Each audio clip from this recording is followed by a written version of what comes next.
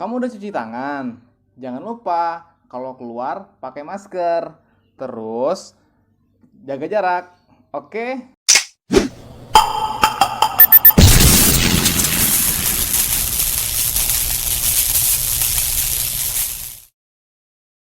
Bismillahirrahmanirrahim. Assalamualaikum warahmatullahi wabarakatuh. Guru Gali, cerdas, ramah, berakhlak mulia. Alhamdulillah, wassalatu wassalamu ala rasulillah. Segala puji hanya milik Allah, Rabb semesta alam. Salawat serta salam tercurah kepada junjungan kita, suri tauladan kita, Nabi Muhammad Sallallahu Alaihi Wasallam. Hai, apa kabarnya? Mudah-mudahan kamu semua sehat ya dan selalu dalam lindungan Allah Subhanahu wa taala.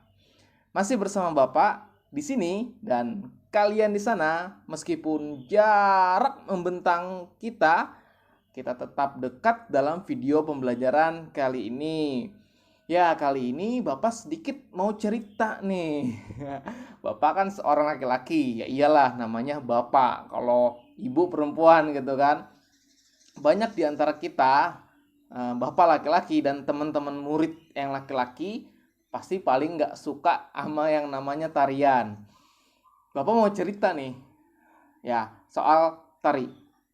Ya, tari bukan nama orang ya, ini sebuah kebudayaan Nusantara. Di tahun 2007, tepat Bapak SMP. Waktu itu Bapak laki-laki gini itu dipilih kelompoknya dalam pertunjukan tarian perpisahan. Aduh, rasanya gimana laki-laki nari gitu. Jadi sebuah yang tabu gitu ya, yang jarang terjadi. Mungkin kamu murid laki-laki juga agak males kalau praktek tari gitu kan ya. Nah, kebetulan di SMP itu Bapak sekelompok menarikan sebuah tarian poco-poco waktu itu ya. Tarian poco-poco dan sama guru dulu namanya KTK tuh, bukan seni budaya, namanya KTK. KTK iya kalau nggak salah KTK gitu. Dipilihlah kelompok Bapak untuk tampil dalam mewakili kelasnya pertunjukan perpisahan gitu kan. Aduh. Dipilih, ditunjuk, terus ya udah kita tari itu sekelompok, tariannya poco-poco kan. Kalau sekarang udah jadi senam poco-poco ya, yang banenggang patah-patah gitu. Nah, ya udah gitu kan, namanya dapat tugas dari guru, kita kerjakan dengan sebaik-baiknya. Ya sekelompok tari, nggak cuma Bapak yang laki-laki, ada beberapa teman Bapak juga laki-laki ikutan dalam kelompok tersebut, tarian poco-poco. Masya Allah, kalau ingat zaman dulu tuh ya. Nari laki-laki ditonton sama ratusan, hampir 500-an kalau nggak salah siswa di situ. Di tengah lapangan panas-panasan diiringin musik lagu poco-poco. Ya udah, itu pengalaman Bapak sewaktu sekolah di SMP.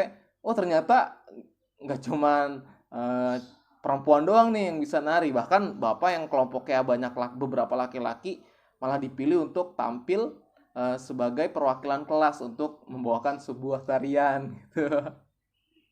Aduh.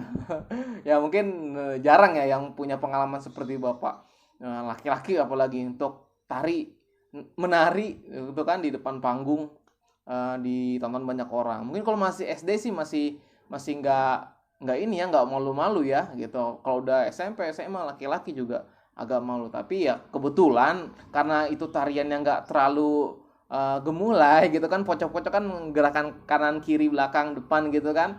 Ya udah kita beranikan untuk tampil maju mewakili kelas. Nah, ngomong-ngomong soal tarian, cerita Bapak tadi sebenarnya sedari SD akan Bapak jelaskan nih, tarian itu nggak serta-merta langsung jadi tarian. Nah, kalau mau nari itu ada beberapa tahapan-tahapannya seperti yang pernah Bapak lakukan. Meskipun dulu Bapak nggak belajarin langkah-langkahnya secara kelas atau nggak Bapak nggak merhatiin gurunya gitu kan. Ternyata pelajaran perencanaan untuk sebelum menari itu perlu dilakukan. Hal yang pertama yang harus kalian lakukan yaitu kalian tentukan kalau mau nari itu bentuk karya tarinya. Mau sendiri kah? Mau berpasangan berdua-dua? Atau mau berkelompok berlima berenam gitu. Nggak bapak tenang, nggak nyuruh kalian nari, mungkin nanti ya semester 2 nggak tahu gitu. Pokoknya nggak, bapak kasih tahu dulu kalau mau bikin tarian tuh, mau mempertunjukkan seni tari itu gimana. Yang pertama adalah bentuk dulu, tentukan bentuk karya tarinya. Yang kedua, dipilih karya tarinya, disesuaikan dengan bentuk tarian. Sebagai contoh, jika bentuk tari yang dipilih tari berpasangan, pilihlah karya tari yang berpasangan. Misalnya kalian mau tari perorangan, misalnya tari yang perorangan apa? Jaipong. Atau mau berkelompok tari saman, ya boleh. Atau berpasangan, tari apa yang berpasangan ya? Ya, Bapak lupa apa. Atau mau tari kancet papata itu bisa dilakukan berkelompok. Nah, itu dipilih tuh perorangan, berpasangan atau berkelompok. Kalau udah dipilih karya tarinya. Kemudian yang ketiga nih, yang ketiga itu tentukan ada berapa banyak orang jumlah penari. Kalau misalnya kelompok ya, mau 3, mau 4, mau 5, mau 100, bisa jadi 100, banyak banget gitu kan ya. Yang keempat, pilih properti tarinya. Properti tari kita sesuaikan dengan tariannya. Nggak mungkin kan tari piring yang dibawa garpu sama sendok, ataupun tari payung yang dibawa apa tenda, nggak mungkin. Pilih properti tarinya tuh sesuai dengan tariannya. Kemudian yang kelima, tentukan iringan tarinya. Bisa disiapkan dalam bentuk rekaman, baik itu flash disk, nanti disiapkan medianya oleh panitia pentas gitu. Kemudian keenam, yang terakhir itu kita pilih busana tarinya. Nah, ngomong-ngomong soal tari, apa sih manfaat tari itu selain adalah kita bisa mengembangkan budaya Indonesia? Manfaat tari itu adalah juga olah tubuh kita, olah raga kita, maksudnya olah fisik kita. Kita bisa dengan nggak gemulai ya kalau laki-laki ya, bisa tahu gerakan yang tegas, kita bisa menggerakkan sendi-sendi kita biar sehat saat latihan. Udah gitu kalau lagi latihan berkelompok misalnya, jadi seru gitu. Bisa sebelum pentas, sebelum kita tentukan semua maunya itu kita musyawarah dulu nih. Musyawarah tuh ya kan udah belajar kan tentang musyawarah.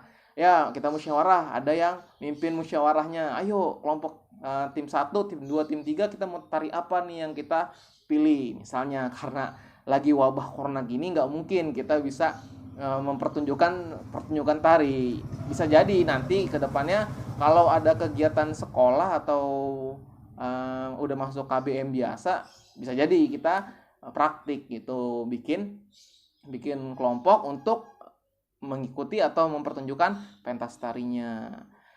Terus juga gini, kadang ada yang ribet soal kostum kan. Kostum tarian untuk pentas menggunakan baju sewa, bayar lagi kan. Sementara harus berpikir cerdas gitu. Anak murid Pagelar harus berpikir cerdas. Kalau nanti suatu saat diminta pertunjukan tari, gantilah busana tari yang ribet-ribet, yang mahal-mahal nyewa, diganti dengan seadanya, sekreativitasnya. Kalau bisa buat kostum sendiri kek gitu, pakai rumbai-rumbai dari tali rapia, sampel, terus dikasih cemong-cemong kalau tariannya dari Indonesia bagian timur gitu kan, kreasiin bisa gitu. Nah, selain itu juga karya tari ini ya banyak banget, dari Sabang sampai Merauke, bahkan hampir setiap daerah di Indonesia ada tariannya kan. Hampir ya, nggak semuanya ada, hampir, tapi juga ada yang mirip-mirip. Jangan sampai kebudayaan kita diambil sama negara lain. Ya banyak kasusnya, beberapa tahun yang lalu tarian-tarian atau lagu-lagu khas Indonesia diakuin sama negara tetangga. Itu kan jangan sampai. Kenapa diakuin? Karena kita sendiri nggak cinta sama budaya kita. Tentu budaya yang kita cintai tidak boleh melanggar ketentuan daripada Pancasila dan juga agama kita khususnya, ya kan? Ya, kita diajarkan yang muslim untuk menutup aurat misalnya. Terus kamu pilih tarian tarian yang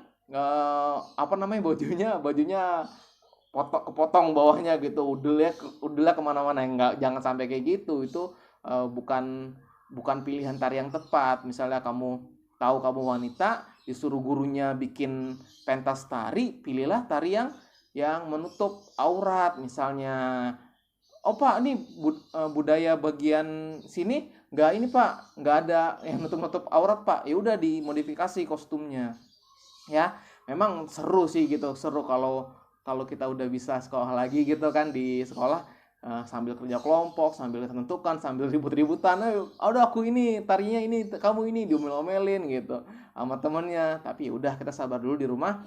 Sekarang yang kamu lakukan adalah membuat peta pikiran tentang salah satu tarian yang ada di Indonesia gitu kan. Kamu pilih tarian apa, nanti akan ada contohnya seperti apa bentuk dari peta pikiran karya seni tari tersebut.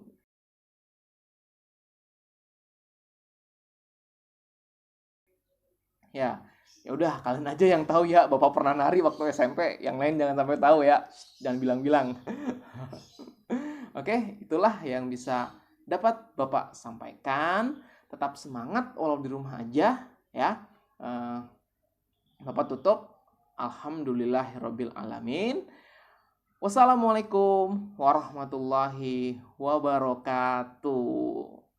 Guru Galih, cerdas, ramah, berakhlak mulia. Dah.